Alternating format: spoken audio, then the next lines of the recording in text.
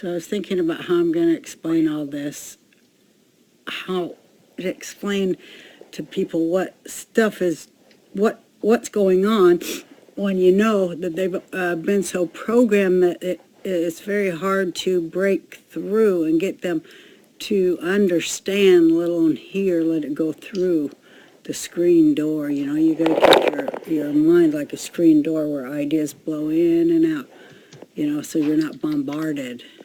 And you got to like sit there and watch those ideas blow in and out and know that they're not you. They're just ideas.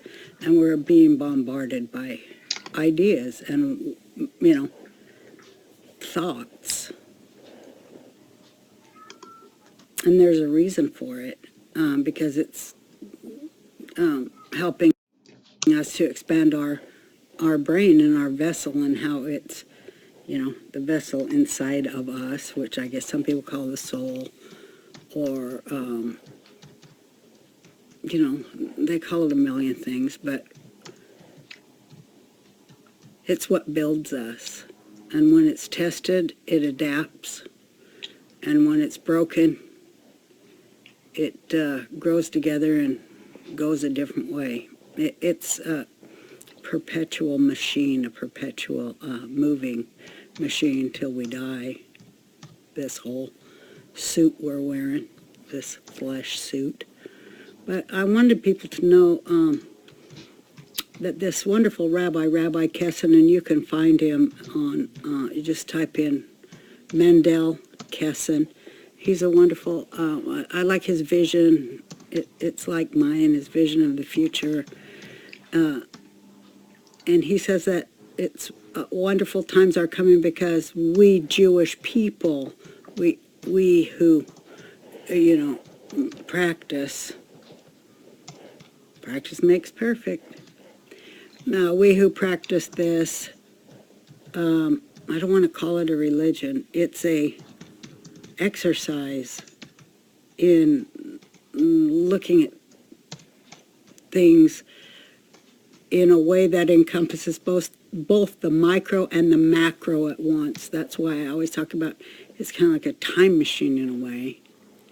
But he says that the Jewish people, we have finally done what we were supposed to do, and that someday soon people will see the sacrifice we've made on behalf of our fellow humans, because we really have tried to do that and failed many times over the centuries. But I think, and he thinks, and many think, that we finally got it together largely because of computers, and that they can help us put thoughts together, and thoughts can travel faster than the speed of light. And so that's made our brain, and therefore our body and soul, evolve and adapt. Maybe grow a new organ. We talk about this all the time. A new organ of sensory a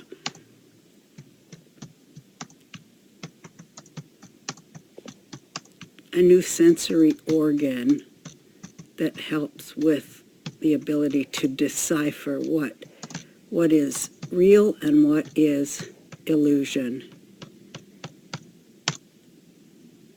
So I just wanted to tell people, because they wanted to know what I mean when I say, Shana Tova, that means happy holiday, and Yom Kippur, which is tomorrow night, we call it the Big K, is a time where the heavens are open to those who want to start anew, who want to admit their faults over the past year, or for as far back as they can remember to go. But the cruelty that you inflicted on somebody for no reason at all whatsoever, just from ego. If you remember those exact times, or even one, it's hard for people to remember something bad they've done. They keep a record of what everybody else has done wrong. But to know what you've done, that takes a lot of insight, and insight is missing, and that's why people are becoming so incited, because they're missing insight. A little bit of a word salad there. But yeah, you do have an opportunity to repent and actually feel embarrassed and remorseful for what you've done. Just start with one thing and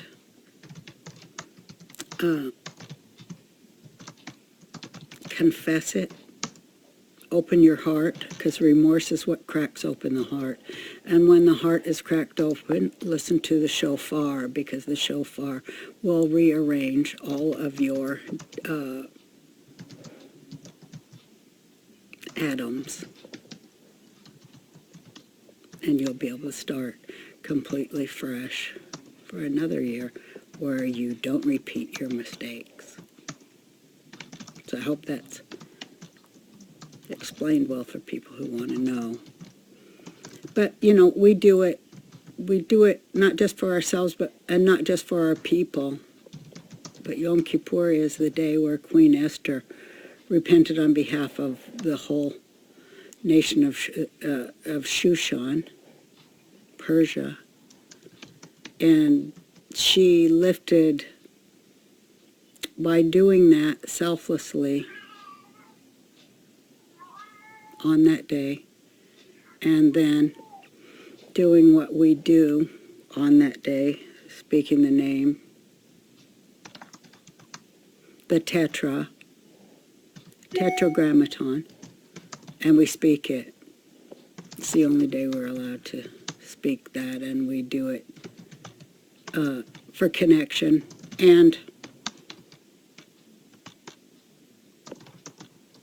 to kind of try to repent for our entire tribe, and also I think just for everybody in the world who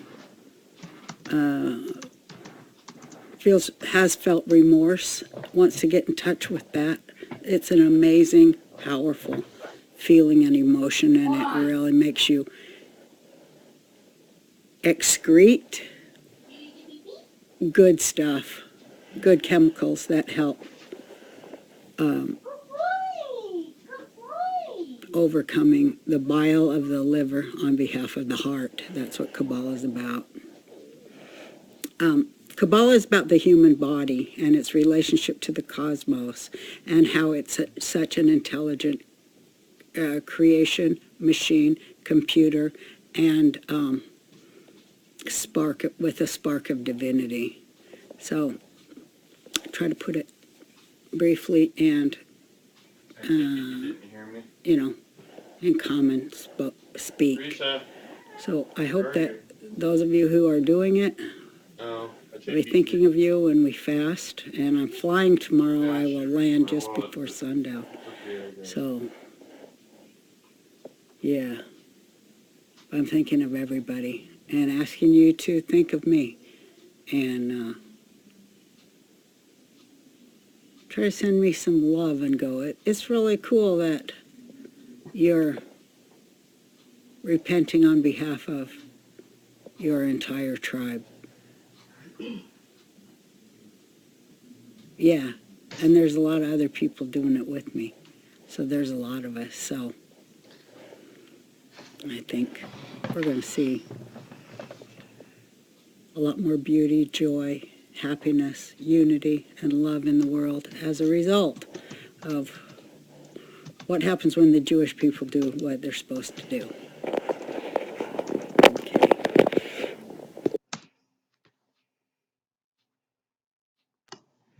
She's going to start talking about Kabbalah now.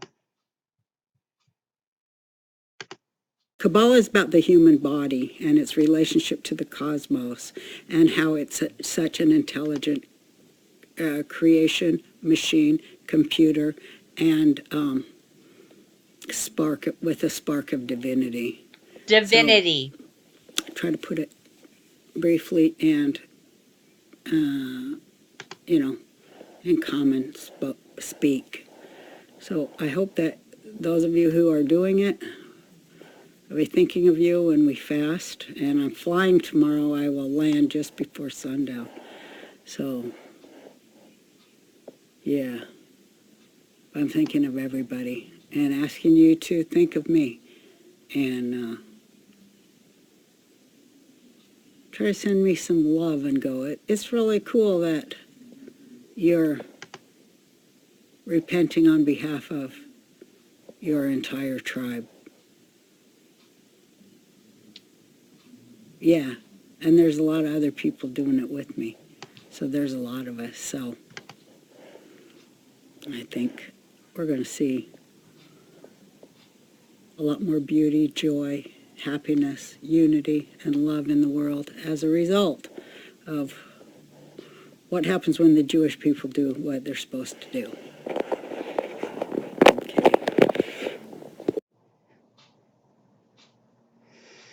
So do you see how Kabbalah and Hindu yoga and the serpents and the opening of the third eye, the moving into accepting that you are a false god, which is breaking the first command? And really, you could make a case, if I had enough time, that in some form or faction, you are breaking really the first through the 4 commands. You are setting yourself in the same place that belongs to God Omnipotent, where all worship is ascribed to Him. See, so I mean, you can get a lot out of these pictures just from a research standpoint of where these people are going. See, they believe that the Jews are all divine and that you Gentiles are a bunch of animals that need to be controlled and murdered off. And we've done so many videos about noahide.org and about how you can go in to see the beheading directives. So I don't want to spend a lot of time in here, but do tour the channel because there's a lot of videos and there's a lot to be known about the Noahide sub laws. But see, at the goal core of Kabbalah, it's to become you and God come into union, and it really goes all the way back to Egyptology. Do you think that Roseanne is God, or do you think that Roseanne is a sad older woman in Hollywood that is teaching other people how to damn themselves through this snake symbology, through this whole practice? Thelema means will. This is your will, the will of the false god, the will to do what you want to do, the stubborn, insubordinate creation. The holy Kabbalah. It's called the tree of life because it's another path than getting grafted into the olive tree, which is Jesus through the cross. So she's using her influence as a former Hollywood actress or whatever to trick you and deceive you.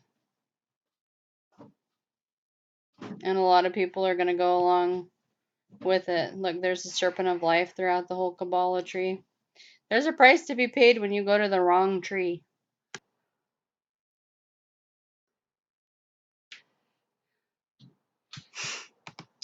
Anyhow, sorry for that little pause. So anyhow, she is preparing people for this kingdom come of the Antichrist through Kabbalah, through the tree of life. Listen. Try to send me some love and go, it's really cool that you're repenting on behalf of your entire tribe. Yeah, and there's a lot of other people doing it with me. So there's a lot of us. So I think we're going to see a lot more beauty, joy, happiness, unity, and love in the world as a result of what happens when the Jewish people do what they're supposed to do.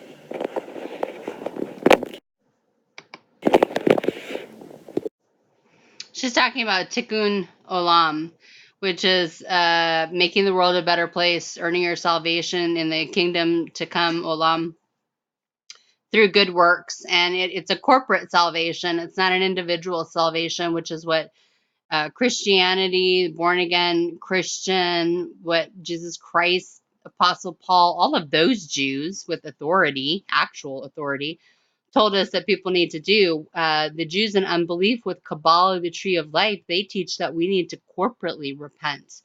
And what that does is it subjugates those that will not who won't fit into the one world system, who won't fit into coexist, who won't fit into all paths lead to the same God ideology. And then that goes up underneath the Antichrist. And we've already talked about in videos how Jerusalem is becoming the capital of the earth, how they are preparing for their Mashiach, who will be what we know as the Antichrist. She was talking about transhumanism. They're preparing you, is what's going on. And she is unsaved.